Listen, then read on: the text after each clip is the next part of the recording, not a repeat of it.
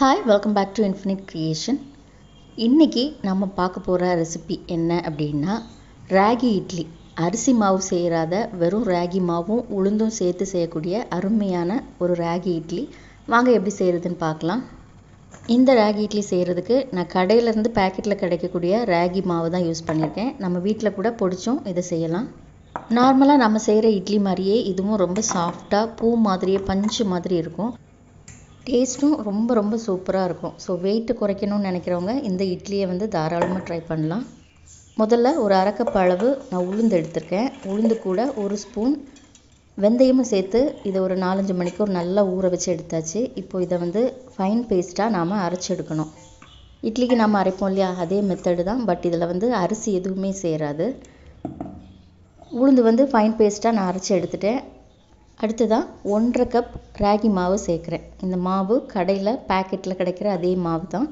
நம்ம வீட்லேயும் இதை தாராளமாக பொடிச்சு அந்த மாவையும் யூஸ் பண்ணிக்கலாம். உளுந்து அளந்த அதே கப்பில் தான் ராகி மாவையும் நான் அளந்து எடுத்திருக்கேன். ஸோ 1.5 கப்பு ராகி மாவு, அரை கப் அளவு உளுந்து, தேவைக்கு உப்பு சேர்த்துட்டு இதை ஃபைன் பேஸ்ட்டாக அரைச்சி எடுத்துக்கலாம். இப்போ நான் ரெண்டையுமே அரைச்சி எடுத்தாச்சு. அடுத்ததாக ஒரு பவுலில் நாம் இதை சேர்த்துடலாம். இது நல்லா புளிச்சு வர்றதுக்கு கிட்டத்தட்ட 8-9 மணிக்கூர் ஆகும். இப்போ நம்ம நைட்டில் அரைச்சி வச்சுட்டு காலையில் இட்லி செஞ்சுக்கலாம், இல்லைன்னா காலையில் அரைச்சிட்டு நைட்டில் இட்லி செஞ்சுக்கலாம். கரெக்டாக இருக்கும். நான் இப்போ இதை ஒரு பவுலில் சேர்த்துட்டு ஒரு மூடி போட்டு மூடி வச்சுட்டேன். கரெக்டாக 8 மணிக்கூருக்கு அப்புறம் நல்லா பொங்கி இருக்குது. கரெக்டான பதத்தில் இருக்குது. அடுத்ததாக இதை நல்லா கலந்து விட்டுட்டு இட்லி தட்டில் சேர்த்துற வேண்டியது தான். நான் ஏற்கனவே அரைக்கும் போதே உப்பு சேர்த்துட்டேன். சிலர் இதில் அரிசி மாவு சேர்ப்பாங்க, அப்படியும் செய்யலாம். ஆனால் அரிசி மாவு சேர்க்காமலும் ரொம்ப பர்ஃபெக்டான, ரொம்ப பஞ்சு மாதிரி சூப்பரான இட்லி நம்ம தயார் செய்ய முடியும். இட்லி தட்டில் நான் லைட்டாக எண்ணெய் தடவிருக்கேன். இதில் மாவை சேர்த்துடலாம். நீங்கள் உங்கள் வீட்டில் இட்லி எந்த மெத்தடில் செய்வீங்களோ அதே மெத்தடில் இதை செஞ்சால் போதும். சிலர் துணி யூஸ் பண்ணுவாங்க. சிலர் தட்டில் லைட்டாக எண்ணெய் தேய்ச்சி விட்டுட்டு அதுக்கப்புறமா இட்லி ஊற்றுவாங்க. எந்த மெத்தடில் செஞ்சாலும் இட்லி சூப்பராக வரும். ஸோ நான் இப்போ 3 தட்டிலையும் வச்சாச்சு. கரெக்டாக ஒரு 7-8 நிமிஷத்துக்கு அப்புறமா நம்ம இட்லி பேனை திறந்து பார்த்தோன்னா சூப்பரான அருமையான இட்லி தயாராகிருக்கும். இட்லி அழகாக வந்திருக்கு. இதை நல்லா ஆற விட்டதுக்கப்புறமா நாம் இதை ஒன்று ஒன்றா எடுத்து வச்சிடலாம். ஹெல்த்தியான, அதே நேரம் டேஸ்டான, நார்மல் நம்ம இட்லி சாப்பிடுவோம் இல்லையா, அதே டேஸ்ட்டில் தான் இருக்கும். ரொம்ப டிஃப்ரெண்ட்டான டேஸ்ட்லாம் ஒன்றும் இருக்காது.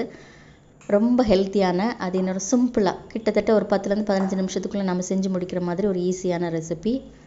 குழந்தைங்களும் இதை விரும்புவாங்க. சூப்பரான ஒரு தேங்காய் சட்னி வச்சிட்டோம் அப்படின்னா, அதாவது கொஞ்சம் முந்திரி பருப்பு சேர்த்து ஒரு தேங்காய் சட்னி நீங்கள் வச்சிட்டிங்கன்னா பெஸ்ட்டு காம்பினேஷன். அதுதான் ரொம்ப சூப்பராக இருக்கும்.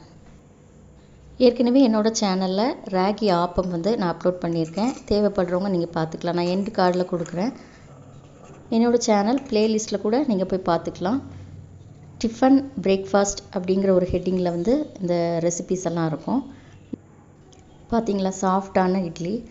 வெயிட் லாஸ் பண்ணுறவங்களுக்கு இது ரொம்ப ஒரு சூப்பரான ஒரு ரெசிபி. நீங்கள் அடிக்கடி இதை ட்ரை பண்ணி பார்க்கலாம். வாரத்துக்கு 2 முறை 3 முறை நீங்கள் இந்த இட்லியோ இல்லை ஆப்பத்தையோ, ராகியில் ஆப்பம் இல்லைன்னா இட்லி நீங்கள் ட்ரை பண்ணி பார்க்கலாம்.